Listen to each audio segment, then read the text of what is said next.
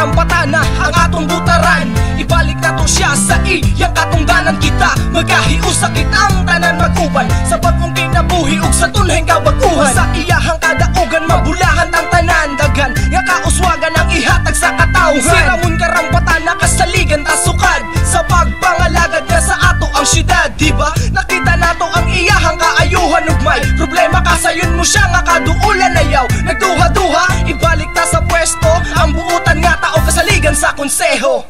Si Ramon karampatan na ang atong butaran.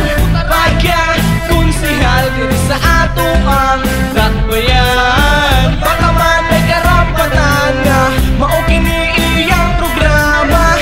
Pagka konsehal si Ramon karampatan. Si Ramon karampatan na champion sa masa. Siya ang angayan nga konsehal sa atong dakbayan. Mutabang sa nanginahanglan dugang pangakalambuan sa ato ang dakbayan. Karon sa Mayo 13 kay ato ag yung sublion. Di takamahayan atong desisyon kung si Ramon ang atong pilion. Sa panerbisyo kasaligan nung adunay baruganan. Mahimong malambuon ang dakbayan sa butawan. 10,000 ka mga kabataan ng iyahang nahatagan ug libreng mga gamit sa eskwelahan. 10 milyones ka pesos ang pundo sa dakbayan. Alang sa sugang dagitab sa butuan ug platapormang ginatuman ug taong matinod anong kaayuhan sa syudad. Maoy permini ang unahon. Sabay ta sa pagkabagong malambuong kinabuhi. Karon nga eleksyon na nato kalimtan sa pagpili.